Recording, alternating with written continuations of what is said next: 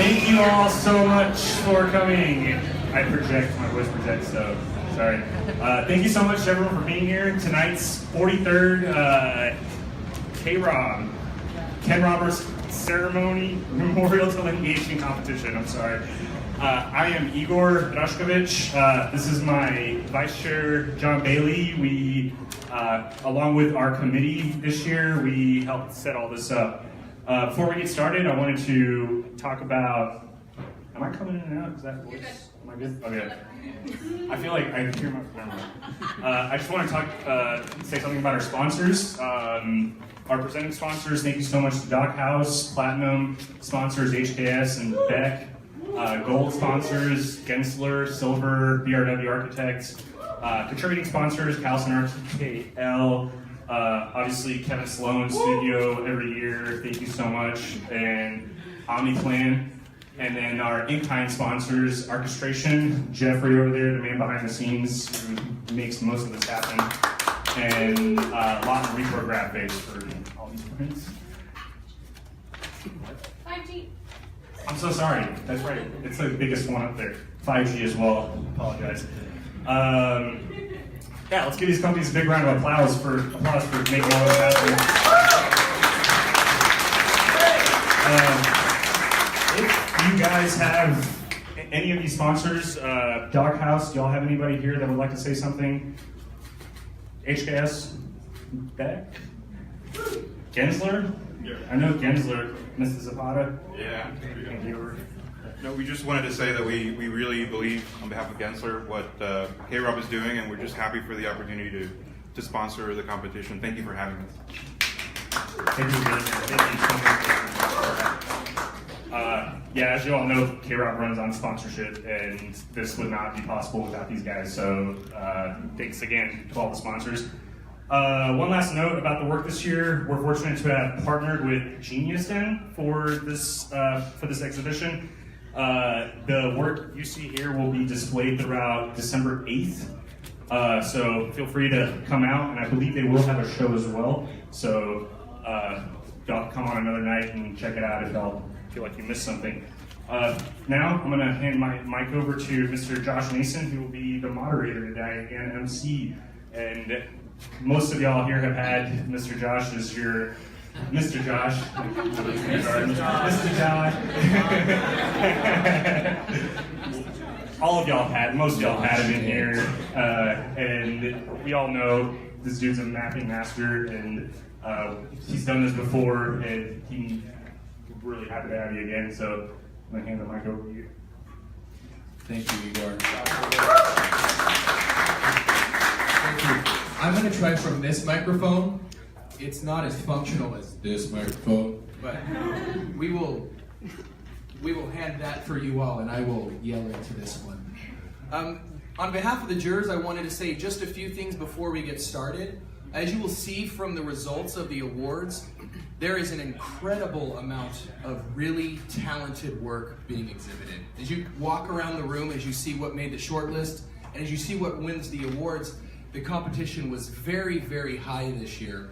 And one of the main things that we talked about in the room was we wish there were more opportunities to give awards, because there's several tremendous projects that aren't going to get an award tonight. So we want to take just a moment and do a round of applause and thank all of you that have submitted some of your great work to this competition.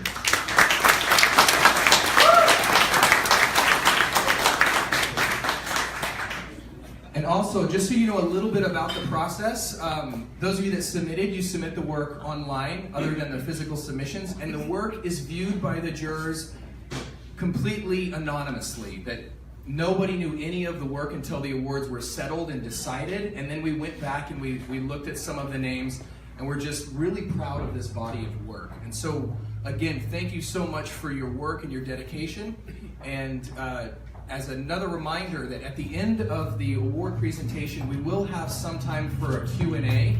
I'm just warning you now, get your good questions ready. Right? If you can make a juror cry, that is a good... Wait, no. It's not gonna, I'll be the first to cry. No, but prepare your questions now. And then Instead of actually doing the introductions at the beginning, what we're actually going to do is go into the awards.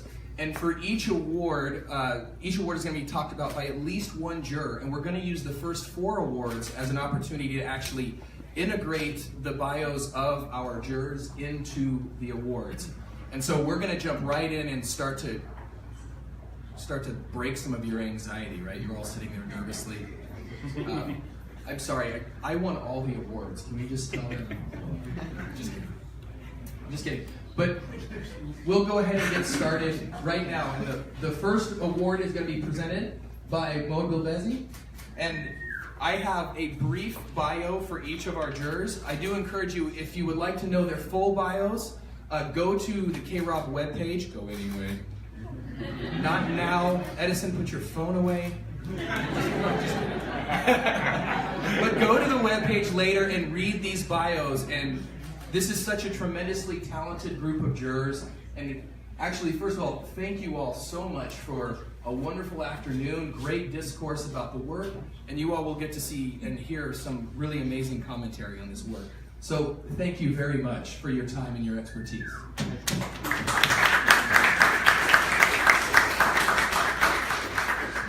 Professor Bilbezi informed me today that he got a promotion of sorts, and his new title is Eminent Professor. And it doesn't get any better than that, right? The professor to rule all professors. Joking aside, Professor Bilbezi is an eminent professor at Oklahoma State University. He is an imaginative architect, illustrator, and watercolorist who is driven by an incredible passion for self-expression through art. He and his students have won several awards for their delineation and their design work, and he actually is an award winner from this competition. He has won KRob in the past. His works are noted for their unique dynamism, elegance, and masterful technique. Mode has developed an innovative loose style that blends perceived precision with abstract expression. His use of vibrant watercolors and expressive brushstrokes distinguish his paintings and illustrations. I will say that each of these jurors has exhibited so extensively that we actually could fill the hour and a half just talking about the places that you've all shown your work. So I will just say he's exhibited in a lot of places. Is that okay? Okay. And he's also the noted author of several books, including Graphic Journaling and Words and Colors, among others. And Professor Bilbezi is going to actually present the award for the Beck Award for Excellence in Digital and Hybrid Media. Before he actually presents this, Professor Bilbezi, can you give us a little bit of a word or two on your work and how you go about it? Sure, I'll be more than happy. Can you hear me? Yeah. Thank you so much. Before I start, genuinely, the event had been just seamless in terms of organization. It's the easiest thing I did. I was a little bit apprehensive, as I don't know what to expect, but give yourselves a big round of applause because you've done a great job.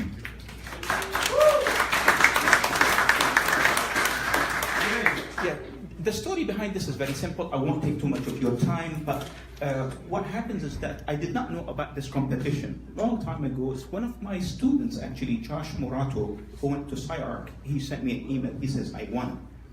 And this makes you extremely happy and very proud. But however, your student winning this before you, it's kind of like,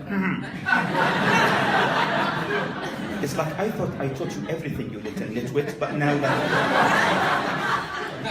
I still love him. He's fantastic.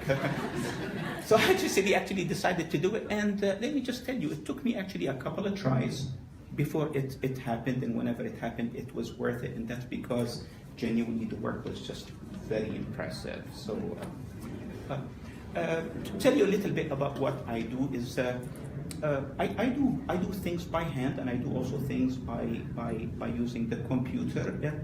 We are struggling right now, and that's because the public perceive work done by hand as being what is worthy, and that's about it. But we are actually seeing a lot of digital work that exhibit this. Please take note, a digital craft. Like all of a sudden is that they are doing things not like it used to be doing by hand, but we are seeing just new modalities for expression and communication that was not possible before actually starting to use computers. So genuinely, it's very impressive. And the award given for professional digital and mixed media, the hybrid category, goes to Jonathan Smith. Very impressive.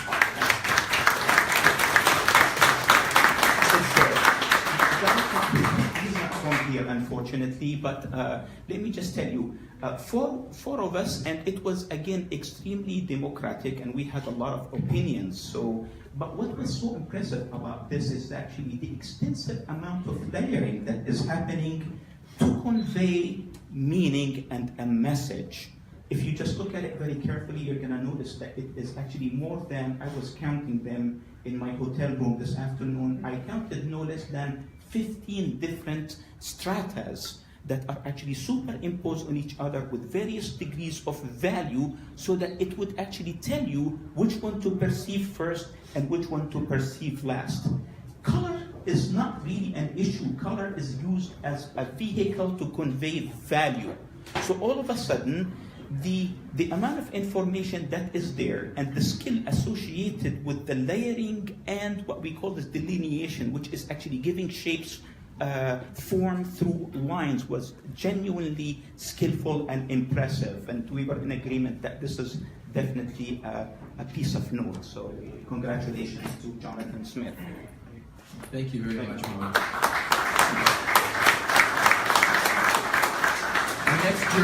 Our next juror to present an award is Professor Steve Quevedo.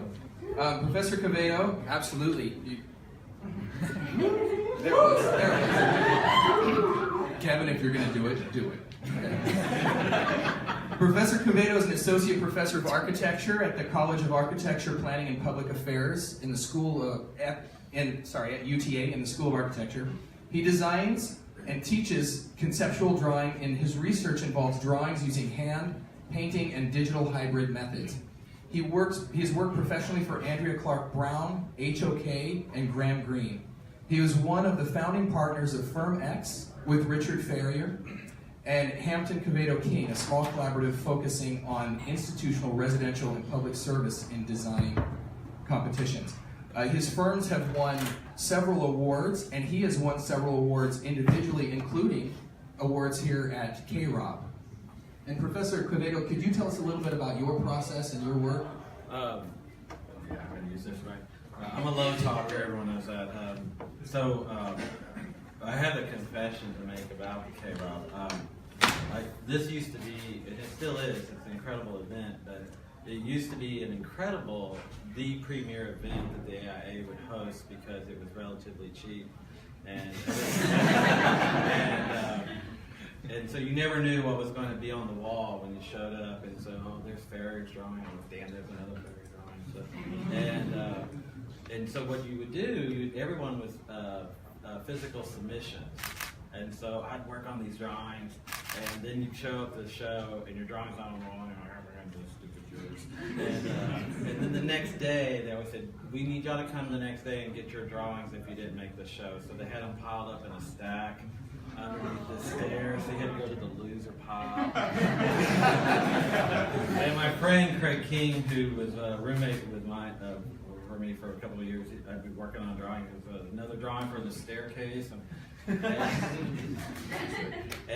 But once I started doing drawings that I wanted to have, once I started doing drawings that that I'd like to see, that's when I started making the show, rather than trying to do drawings of expectation of what others might want to see. You understand? And so drawing, for me, I had some very good instructors who taught me how to draw. Richard Ferrier was a dear friend and mentor. And Ralph Dusing, who's an architect here in Dallas, draws beautifully. So I learned a lot from after I got out of school from those individuals. And it's always, drawing to me is a lifestyle. It's a struggle, and it's always trying to create something new, right? And I would encourage you all still to paint and draw and just do something that you're very passionate about, because that's where ideas come from. And that's what I was looking for with the drawings, I was looking for why is the drawing here? Why did they do the drawing? What was the process behind it? Because I don't know how you do all the 3D Studio Max stuff or whatever programs you are using. I'm interested in the drawing as some type of design idea, because that's what we try to teach the students. Great. Thank you very much.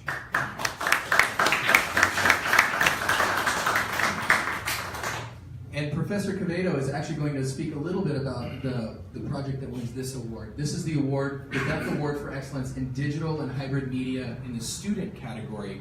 And this award goes through Pietro Mendonca of the University of Florida.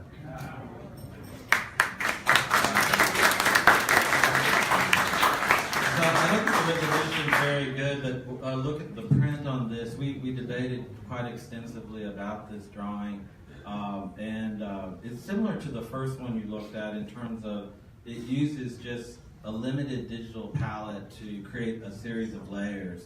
And again, what I'm interested in terms of the digital hybrid drawing is when people describe what process they went through in creating the drawing, if you use AutoCAD and worked in Photoshop, big deal, right? That's kind of a given.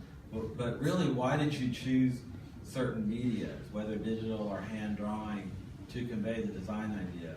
And so this one has a lot of little nuances. There's a lot of little studies off to the side. And they did stuff with the hand to give it that passion, that you can't quite get in the computer where you're, we talked about this one, the blood. Seeing the blood in the drawing, seeing the struggle in the drawing, as opposed to something very pristine. And I'm always a sucker, like when you leave the masking tape at the corner, or it's a real drawing. Anyway, so this one reminded me of Scarborough's drawings because of all of you can decipher the thinking on the periphery of the drawing. There's all these little ideas being documented there. So. Thank you. Our next juror is Petra Kesh. So Petra is an adjunct associate professor at Columbia, New York City, and she serves as a member on the editorial board for the Journal of New Frontiers in Spatial Concepts. In addition, she is the founder of Urban Transits, a research platform with focus on the transient nature of cities and the impact that this dynamic condition has on the urban constructs, its cultures, and the perception of places. Apart from her research work, Kemp continually explores the concept of line drawings as agents to communicate and record passages through lived space. Prior to pursuing an academic career, Petra worked for the Department of City Planning in New York City, the Project for Public Space, and Richard Meyer and Partners. She has taught at several institutions, including Cornell, Columbia, Parsons, and the Technical University of Dortmund, Germany. She has, again, exhibited extensively and lectured extensively, and she didn't put this in her bio, but I'm going to add, she also wrote just a kick-ass book called You Are the City. It's a mapping book, and so you should read it. Actually, do we have another slide? Is this the only one? Because I had another one that actually showed You Are the City. Is there another one? No? No? No? Oh, no. You will have to come to one of my classes. This is actually not my... What you see right now on the wall is not my work. But what's on the wall speaks about is how I actually kind of think and operate. So for me, line drawings lines are something that needs to be discovered. So it's something that is not there, and it's never done. And for me, lines are kind of stories that need to be discovered. And You're the City is actually one of those projects that I created for my students to enter the city in an easier way. So it was also like I set up a system for them to enter the city and to then discover new stories about cities. I wish I could have been there, but anyway. So that's the kind of the work that I do a lot. I actually have still the luxury to really draw, and whenever I have time to disappear from teaching and from the world, I go draw. And usually this is in the summer, and I'm gone and discovering new worlds and new stories. And that's what I do. I'm really like an urban storyteller, and the more I draw, the more stories I cover. Thank you very much. Petra is going to talk a little bit about the winner of this award, the Richard B. Ferry Award for Best Physical Delineation. And this award goes to Chris Cornelius from Studio Indigenous.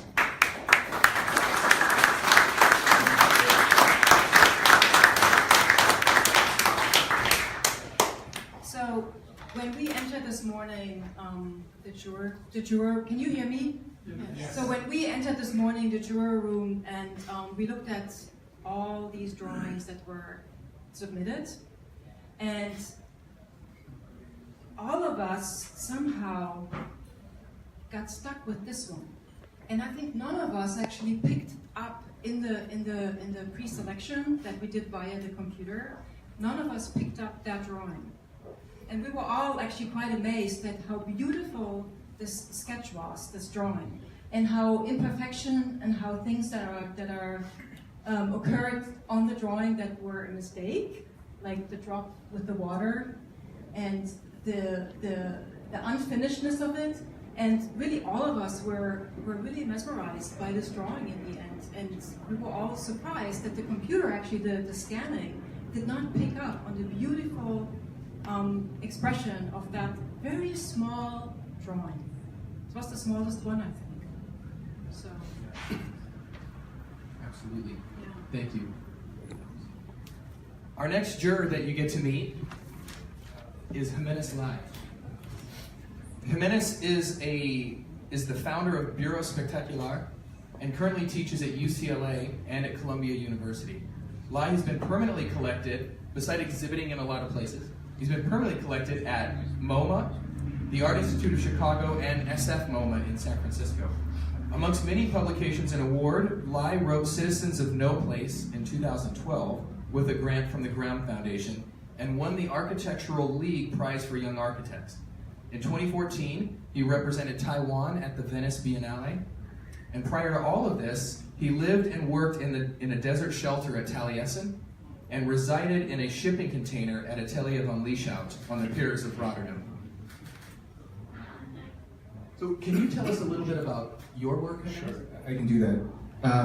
So I would say in the last 10 years of my doing work, there's been 3 primary stages of the work that I do. I would say stage 1 would be cartoons about architecture. And when I say cartoons about architecture, I would draw literally cartoons, like comic books.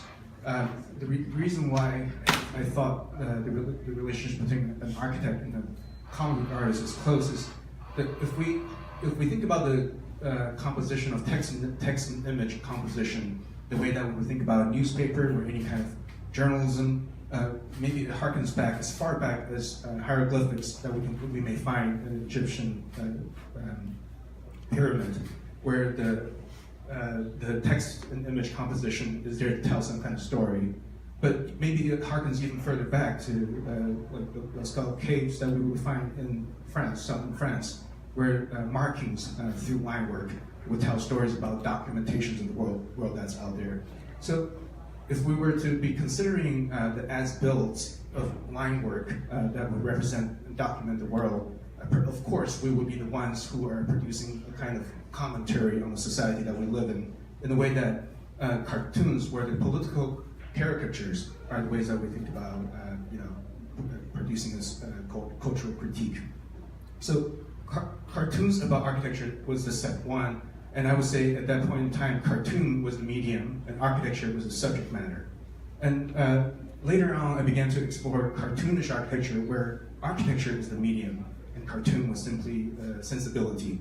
And so here you can begin to see that in this stacked bubble of speech bubbles that we built at the Coachella Music Festival in 2016, in this 52 feet tall structure, we do want to think about a graphic department of a section of the physically built section cut of the tall building, and the way that a person might be slouching, or a person might be standing upright.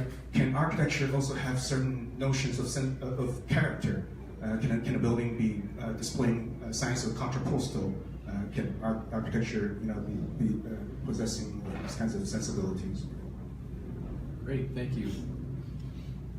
Professor Lai is actually going to talk a little bit about the winner of this award. This is the HKS Award for Excellence in Hand Delineation, the professional category. Can you hear me okay? I usually don't even need a microphone. This is quieting me down. My students aren't laughing, they're like, yeah. That dude's loud. The winner of this award is Rachel Wittenberg from Box Studios.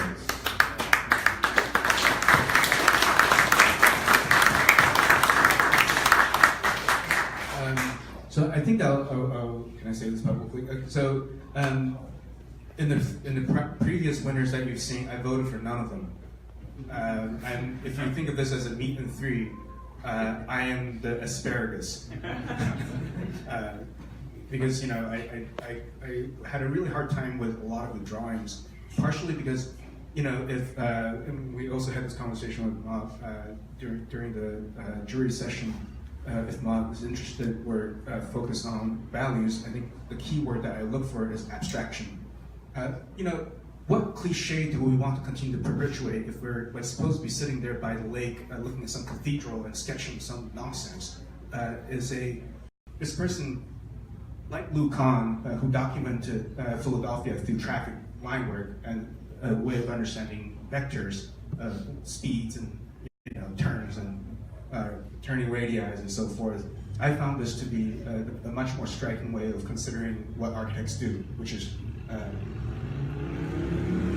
abstracting the city. Absolutely. And when we get to the end and we have a Q&A, I mean, we certainly can talk more about notions of abstraction and other important elements of drawing. I think an important aside is actually to realize I don't know if any of the winners actually had a unanimous vote. And that is not as a compromise of any of the winners. It actually is, I think, a testament to the kind of deliberation that the body of work generated amongst the panel. That there were arguments to be had for multiple drawings in each of these categories. And in a way, I wish we could record that and show that to you all, because at moments it's a little heated, right? And the idea that drawings actually stimulate us to a point that we can contest for or against them, that we can make an argument that it can be more than a picture, I think is when a drawing becomes powerful, when it actually moves you to say something, right? And so I think that is a testament to the kind of variety that you also will see as we go through this. We're going to go through the rest of the awards. We won't have introductions, but each of the panelists will actually talk about another one of the awards. And so the next award that we're actually going to go to is actually the HKS Award for Excellence in Hand Delineation by a Student. And the winner of this award is Elva Choi from Bartlett in London.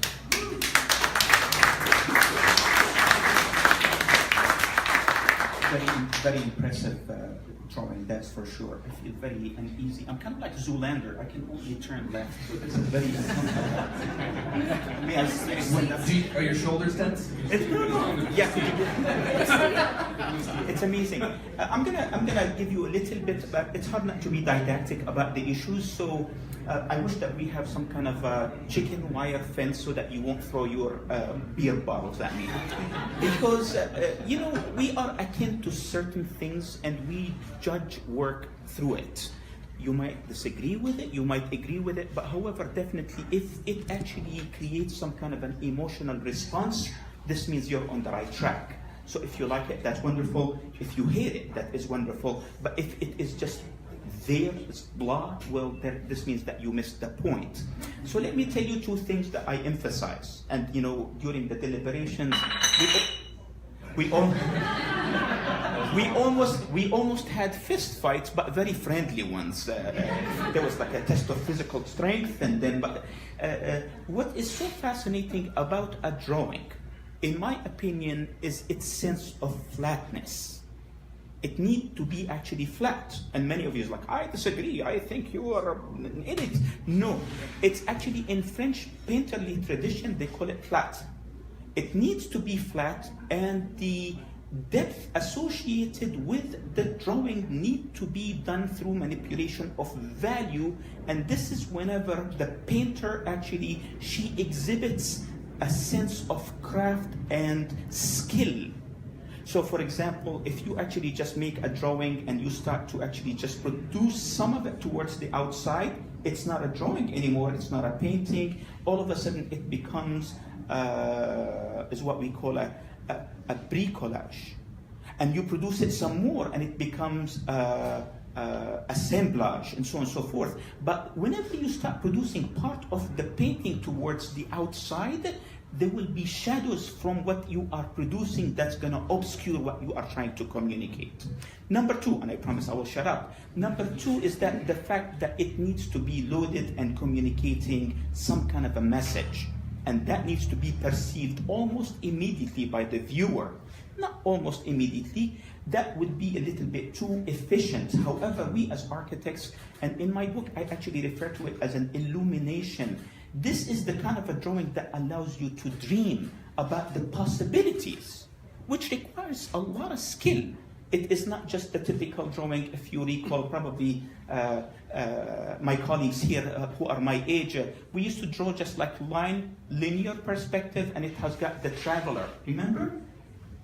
Maybe I am older than you. But for example, it's just like we think that just we are done. This particular drawing, it's really amazing. What I admire about it is its sense of flatness, yet at the same time, all this value modulation that is happening is what I call regionally. So actually within even any area that has got value, there is actually a modulation of value that goes from very high to very low. And this what makes it very interesting, because your iris is actually, your pupil is actually contracting and at the same time expanding, and this what forces you to stay look at it more and more and more. It's fascinating. If you zoom towards some of the details, some of these niches, it has got like clothes, it has got people, it has got like other pictures, and the only way you would get it is that sense of complexity associated with it that forces you to stay longer and be able to look some more. So it's really very impressive. Thank you. Thank you. Next, the Kevin Sloan Award for the Best Travel Sketch. And this award goes to Anna Butnikova from HSE Graduate School of Urbanism.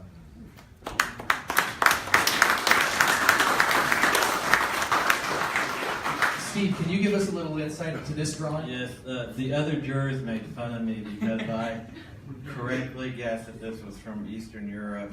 And I did remember the Onion Domes from history.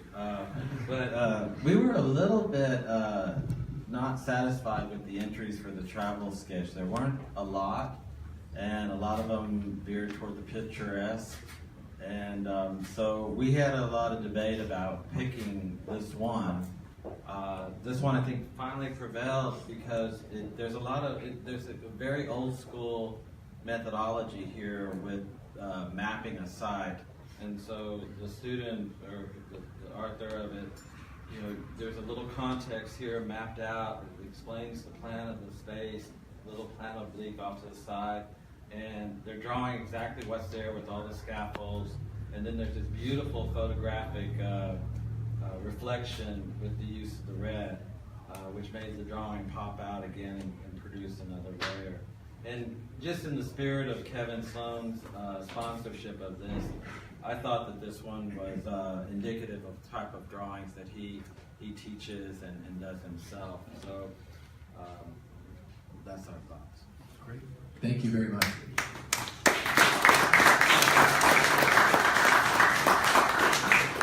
This next category is new for this year and had quite a bit of variety within the submissions. It's the Award for Excellence in Emerging Technologies Delineation. And this award goes to Vamsi Krishna Vimori.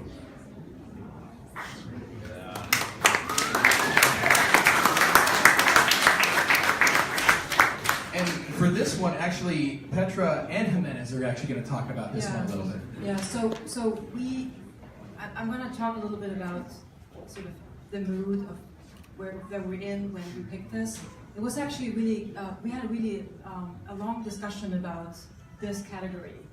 and we couldn't come to a decision, and we couldn't figure out how to judge this, and we finally agreed to zoom in on a couple of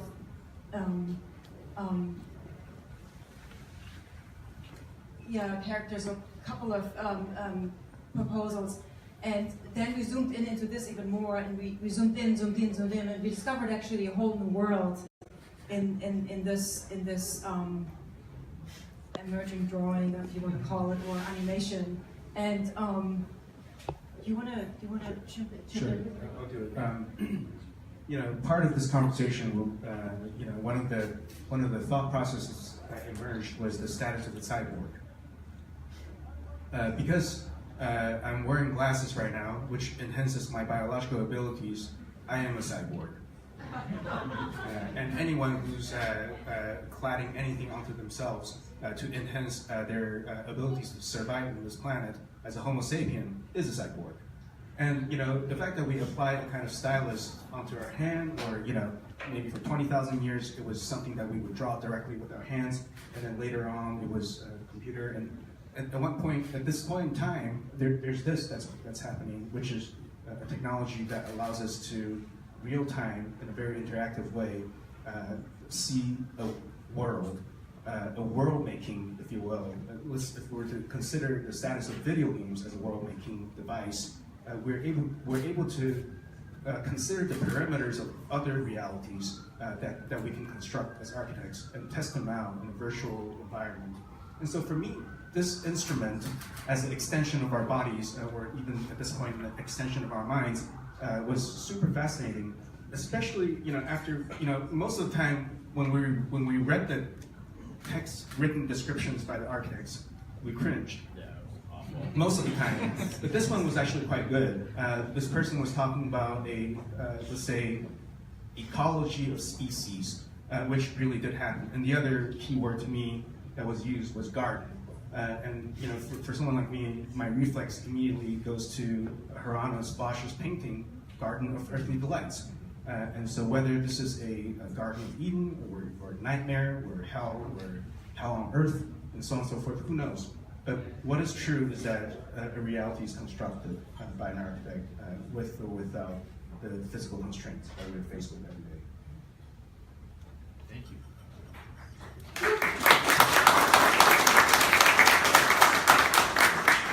Now, those of you that are familiar with KRob, that's our categories, but there's another very special series of awards, the Juror Citations. And to give you a little bit of an idea about what the Juror Citations are, these are individual pieces that may or may not have won an award previously, but that were compelling or evocative in some way that the jurors felt driven to recognize these specific pieces. And so each juror is given the ability or the opportunity to actually note one project of citation. You'll see that actually the work this year was so incredible that you're going to see more than 4 projects. In the end, in some cases, it became very difficult to say, like, I like 10 of these. So we're going to show you more than the 4, but there are 4 specific winners of these juror citations. And first, we'll go to Mode's juror citation. And the citation goes to Ricardo Leon from OmniPlan.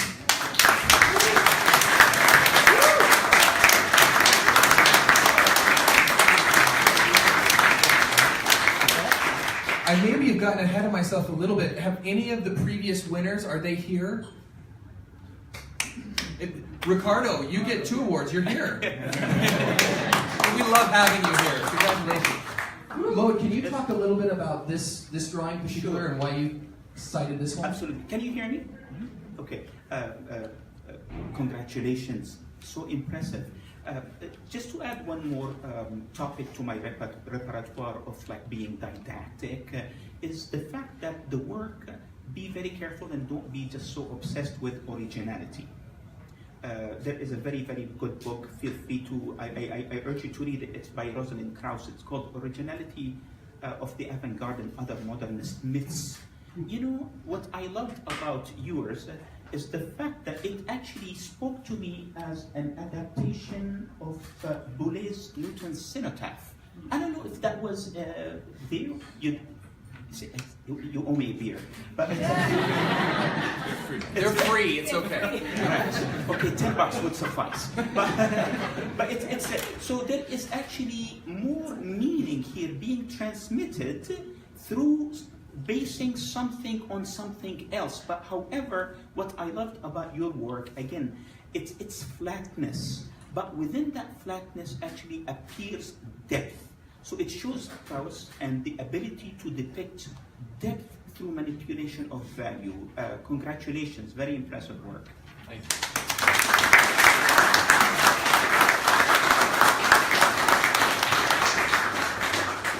Our next juror citation is awarded by Professor Steve Cavedo, and this citation goes to Victor Moldavanu from Aarhus School of Architecture. Steve, can you tell us a little bit about this one? So again, like they said, the process was very difficult in picking each of the category. I actually got an email from Caitlin from the committee saying, you're giving out too many stars. You only get 1 star, 1 2-star, 1 3-star for each category. I'm like, oh shit.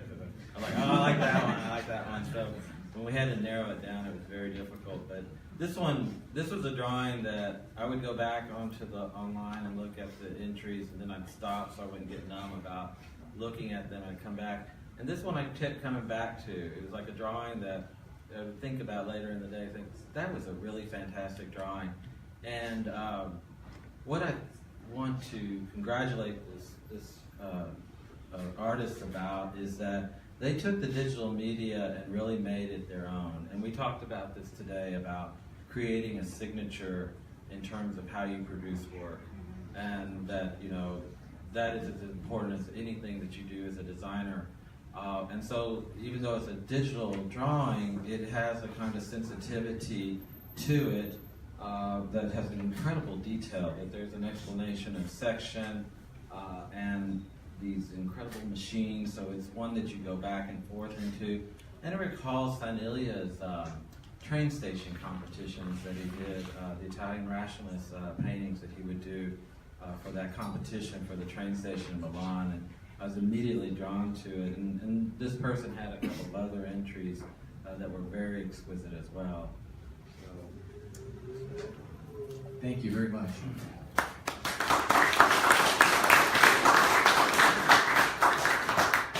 The juror citation awarded by Petra Kemp goes to Mayor Harris Hamaril Bahrain.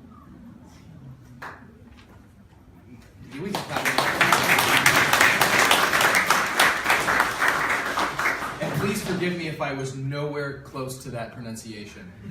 I'm Texan. You're fired. So what drew me to that over and over again, going back, some of what happened is this machine that seems to be coming towards you and seems to be like eating you up and changing according to what the drawer at that moment was in the mood kind of. It's kind of an unfinished situation, and it reminded me of that fairy tale of that doe that was going through the city and crawling all over, taking over a whole town and going over the town and taking over the world. And to me, I want to give the drawer the benefit of the doubt of say me interpreting that we are in the machinic situation in a stage where the machine is taking over our life and becoming like dominant more and more, like you talked about the cyborg. And I would even, with that drawing, I would even go further and say we're now controlled by the machine. And we think we are in control, but the machine is controlling actually us. And to me, that drawing, even though maybe the drawer did not have that in mind, is speaking to that scariness of in the world that we're living in right now. Great. Thank you very much. Petra actually wanted to talk. Yes. If I can insert something here, it's interesting because Petra had a hard time choosing between these two, and one thing that was interesting in the discussion is she landed on these two because both of them made her considerably uncomfortable. Yes. Right? Yes. There was one that Yes. you liked, and you're Yes. like, I like it, but it yeah. doesn't scare me. The one to the right, I was attracted and appalled at the same time. I couldn't make a decision. And it speaks similar to what the drawing to the left is also speaking about. There was a time where the human being was actually a celebrated part and was not separated, and then the machine took over, and the machine is taking over in the right. Is that a drawing or is it a painting? That's another discussion, right? But to me, those two speak a lot about where we are in this world today, where we think we are in control of the machine, but I think the machine took over our lives already a long time ago. So to me, these two speak to where we are in this world, and it's true, I couldn't make a decision which one, and well, I had to make a decision, right? So, but still, I mean, the right one, and also the right one was done by a person that's coming from the same country I'm coming from. So when we figured that one out, it's like, wow, that's scary, right? Right? It's a Landsmann, so here you go. And originally we were going to use Petra's comments as the grand finale, and then we realized you would go home and have nightmares about the end of the world. Just kidding. But our last juror citation by Jimenez Lai actually goes to Antonella Salaku from the University of Michigan. By the way, I would say this drawing is hung incorrectly. What should have happened was the square should have been printed full bleed, and then the physical frame of this canvas should be rotated. I'll get back to this point very quickly. But I think one of the major points I do want to highlight, at least for me, a major takeaway, and this came up during the discussion, is the relationship between Vincent van Gogh and Roy Lichtenstein. And so when you think about the pop artist Roy Lichtenstein, you would say, oh, that's just a cartoon. Or when you look at Van Gogh, you would say, man, that guy, you can see the blood, sweat, and tears on the canvas. This guy goes out of his way to display the personal troubles, the problems of the hours, the number of hours that this person went through.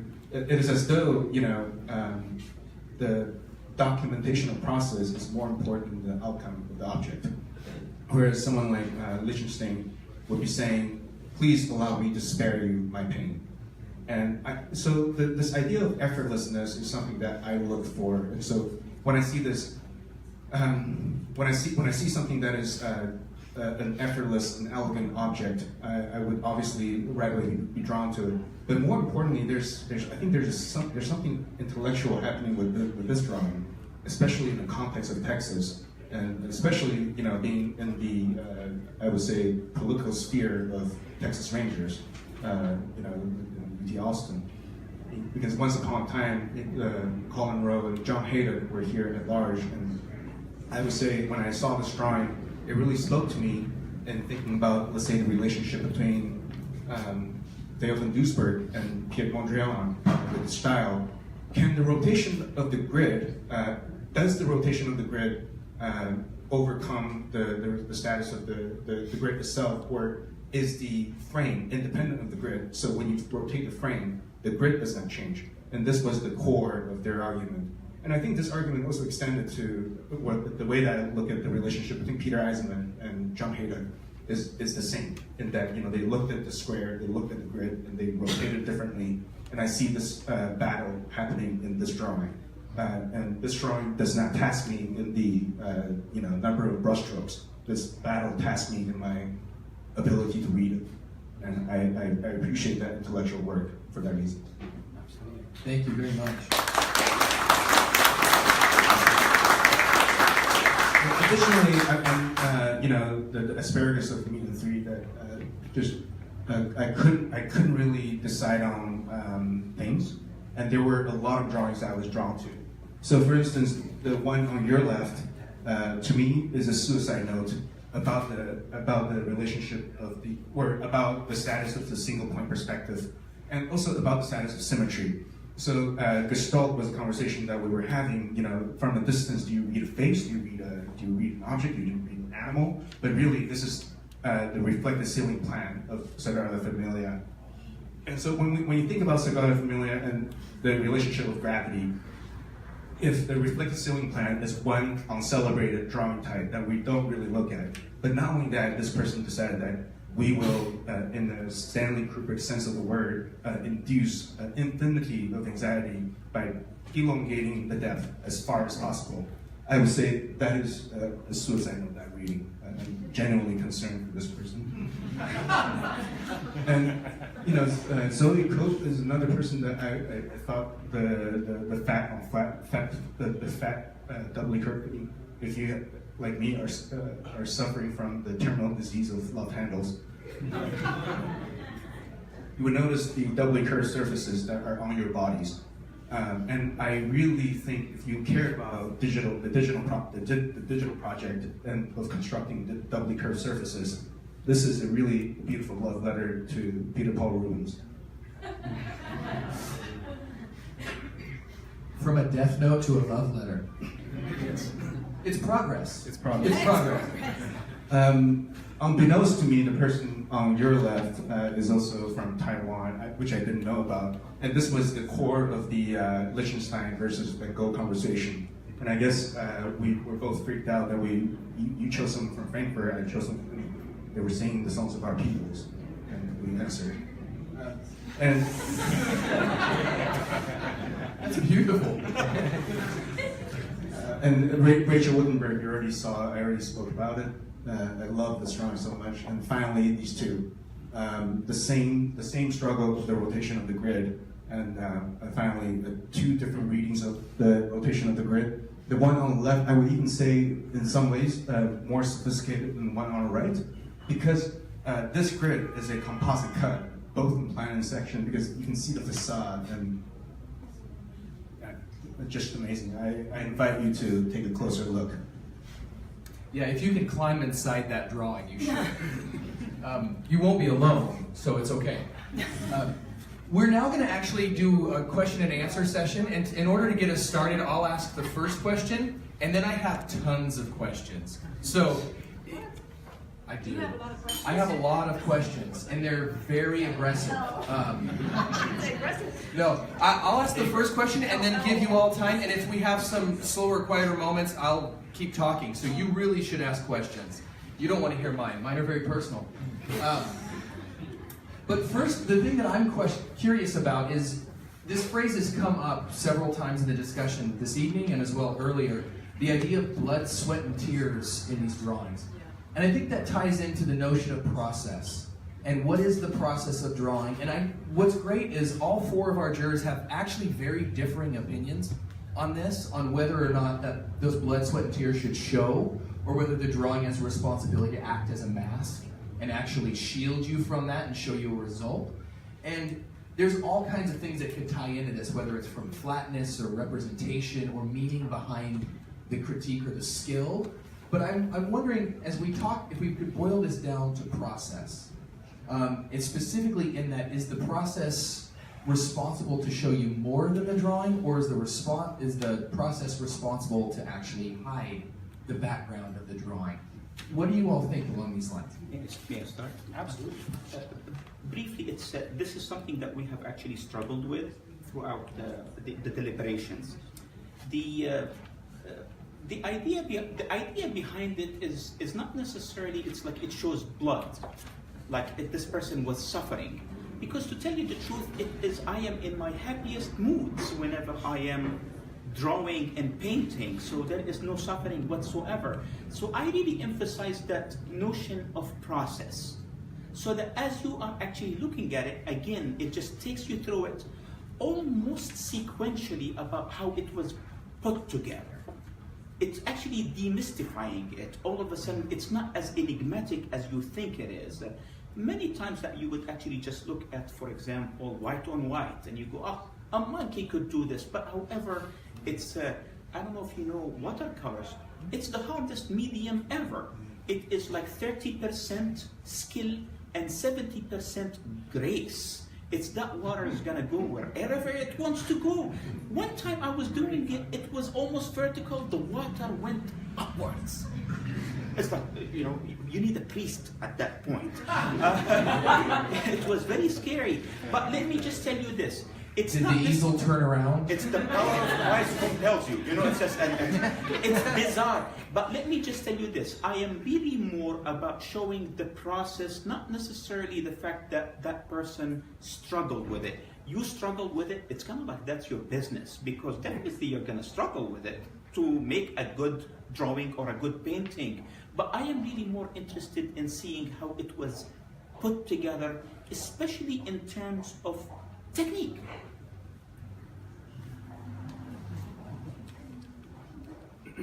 So I am also Canadian, and so as a Canadian, you know, living in cold climates, I've been around people who take complaining as a sport. And I left Canada for a reason. In that, you know, and now that I'm in Los Angeles, I'm finding a different environment where everyone's going through something problematic. Everyone's problems reside in their day-to-day, their routine. But the gracefulness of Angelenos is that they spare you the pain. And I'm just thinking about, you know, whenever it is that let's say, if I drill into a piece of plywood, let's say if I drill into a plywood and, you know, I connect it to some studs, and at the end of the day, I would putty the drill hole or the screw hole, and, you know, I would apply 2 or 3 layers and paint it flat white. After going through all of that, let's say 20, 30 hours later, it is an effortless, flat piece of work. And that's what I want. I want no sign. I want the sleight of hand, almost like magic. And Petra, you felt similarly. Yes. I recently, I'm in the process right now I'm in a drawing series right now. I'm drawing right now. So I invited a very, very dear friend of mine to give me a desk quiz. It still happens, and I'm out of school for a long time. So she came, and I invited her into my very private chamber to look at my drawings. And at one point she turns to me, "Why are you not just showing exactly this?" These were like vellum on pencil, and it was all kinds of residues of life on there, from my cats to my coffee pot, from me going with my left hand over the drawing and the struggles I had. And I said to her, "This is my private investigation. This is nobody's business. What I do on my desk in my chamber." And she said to me, "You are very selfish." And I got really offended by that, because to me, I agree actually, I'm very similar to what you just said. It doesn't matter what the struggle is. What is important is that there's something else that comes out of it. And that struggle, if you want to call it a struggle, to me it is a conversation. I'm discovering something. This is something that I'm holding very dear to myself, and I don't think this is selfish. This is just process of drawing.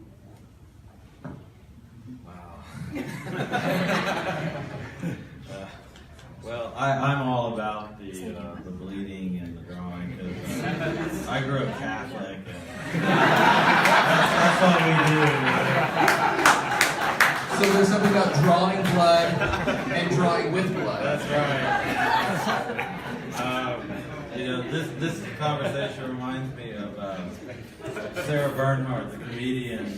After Princess died in that accident, she said, "I was so touched with all the celebrities going on CNN and saying how they, you know, how it affected them." And she goes, "And when Tom Cruise got on CNN and said, 'I had been through that same tunnel that accident hurt, and I'm freaking out now.' And she said, 'Tom, that's the edgy shit you need to put right back into your work.'"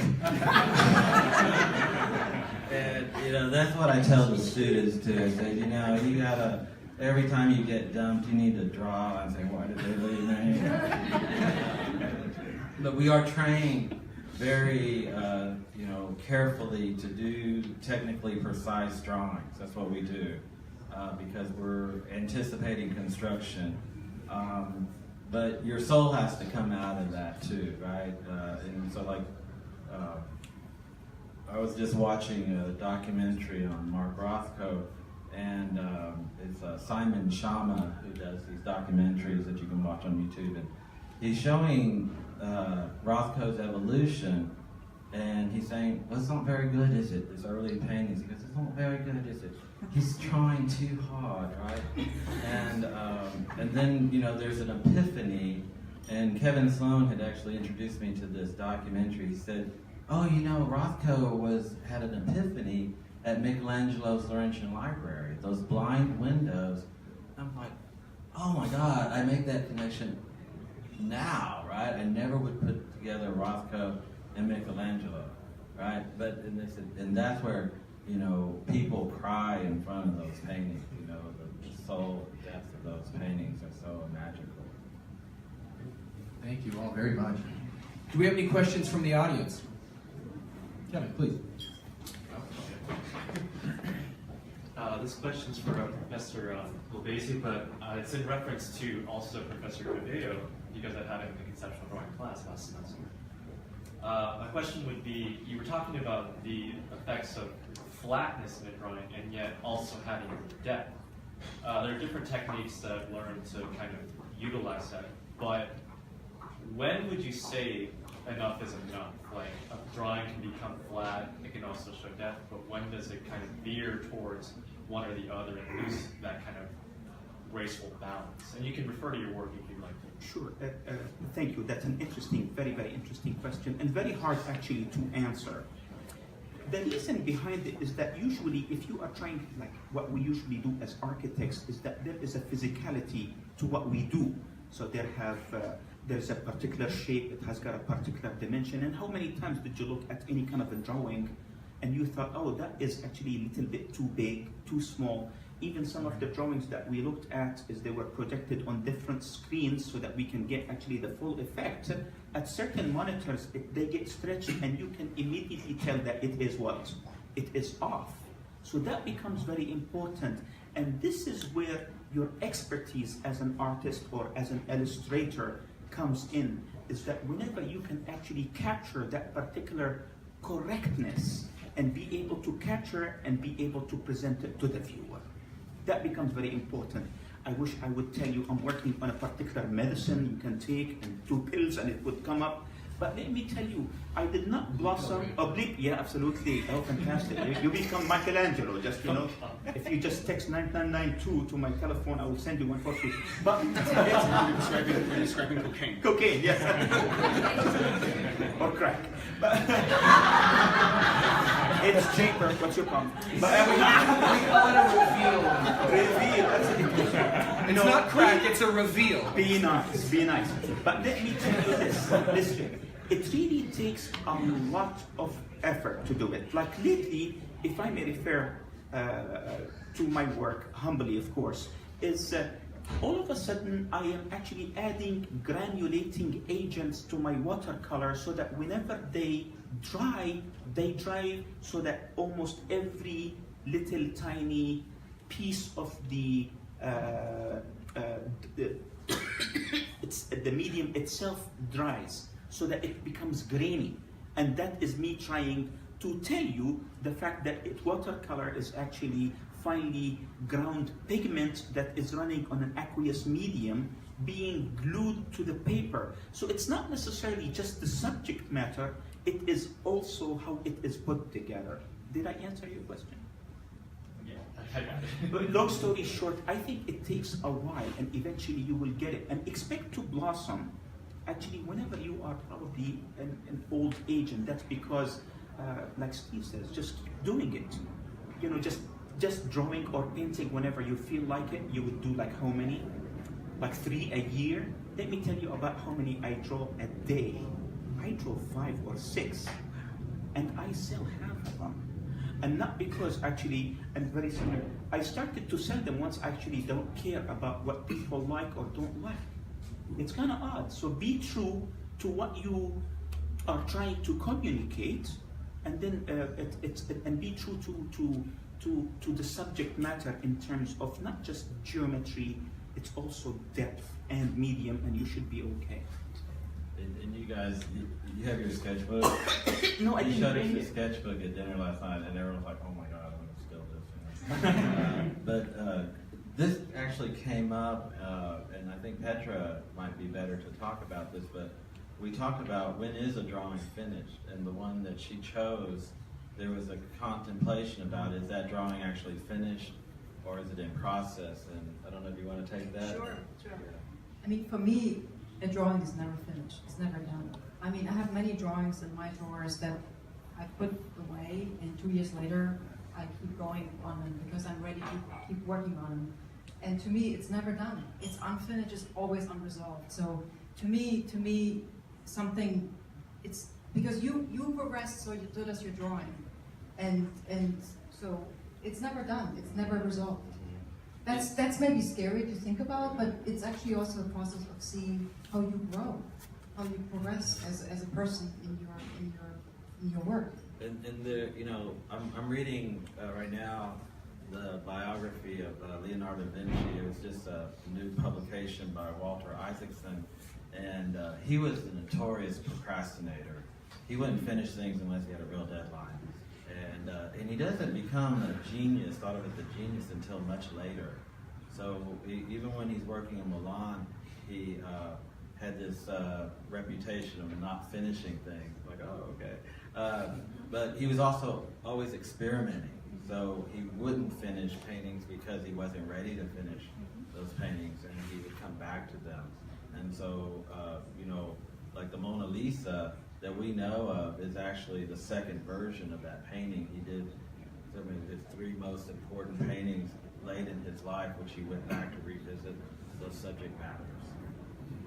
And isn't it true that he carried that painting with him for like 10 years in his backpack? Paintings around with him. And he invented his own paints, right? And they're actually, these paintings are really hard to maintain because he created pigments, and the pigments wore thin. Yeah. Because he would get bored. He would get bored with technique, and he'd always explore and be inventful. And I think that's actually a key clue for all of us, that technique is wonderful. I mean, we all need technique, but if it stops at technique, then it stops before you're really communicating something in a drawing. That there's something beyond skill in a drawing, and it's a message, or it's something deeper. I know that I probably should have squinted and looked up when I said that to increase the cheesiness of it, but I do think that there's something beyond technique that's important. Do we have another question? No. Oh, you dropped your Oh, I did. That's my wallet. Oh, yeah. Do we have another question? Yes, please. I think it was Kant who said that something like he always begins with a square and looks for the force and then just proves the square. So is there anything that y'all look for in a drawing in particular that where it started? Do y'all look for like a starting place in the drawing and then try to see where the drawing continued? Or do you just kind of look at the drawing and the other forces? If I may, and I will be brief, part of the deliberation, I was like having physical like fights with Jimenez, but it's I thought like some of this is just, it's ill-composed.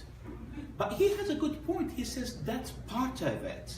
So for example, it's like things that we take care of as architects and designers is a focal point, that's very important, and there is something called hierarchy. There are all these many different things that you could use them painterly so that you can actually get your point across. Or else the subject matter is always going to be on the periphery. And that's, to me, is very problematic because it could be enigmatic. It's like, I have no idea what you're talking about. But it's very similar to, you mentioned Stanley Kubrick. One point perspective was very important for him, and that's because he can tell you exactly where to look. You, as in color and its relationship to value, please do me a favor and go and watch Blade Runner, the second one. It is all in like ochre, and that is actually intentional. Ridley Scott keeps a journal. He is really infatuated with painting, that he actually uses these things so that the point will come across.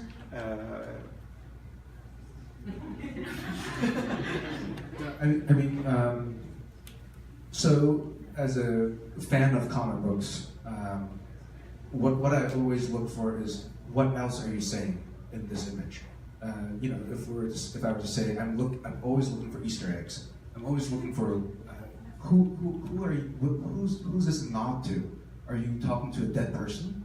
Was there another that person who did a drawing like this, and that's why it looks familiar to me? And the, let's say, cultural baggage of quoting someone who has done a drawing like that. And so, when I look for a drawing, for instance, the Stahl drawing that I was so drawn to, that looked to me like a suicide note, I felt like I saw 5 or 10 different drawings in there, and I felt like there were 5 or 10 different messages that this person was trying to convey in one drawing. And the fixed single message to me is less interesting, or the fixed single image to me is less interesting. What I look for is multiple readings. And one thing that happened that we were talking about earlier, him and it's you specifically, we're talking about the idea of the drawing as a designed entity. Yes. And Petra, you actually talked about it more as a progressive exploration. Does that maybe play into your question as well? Like, is it a pre-designed thing, or is it a diving board that you jump off of? Well, as I said before, it's the constant progress and process, and it has a lot to do with who you are in life and where you are in life, right? And for me, my drawings, even though they look like You're the City, these drawings look for you done. I'm not done. I'm working on them in my chamber, right? They're more. They're actually 50 now, but I'm not sharing them with the public yet, right? But there's continuous progress going on, and then I'm jumping to other drawings, and there's constantly something going on. So it's never done. For me, it's never done. And for some people, this is really scary. They don't like that because they want to get it done, right, and move on. But I think it's always you're exploring things over and over again, and you might as well be with the same drawing. And for me, it's always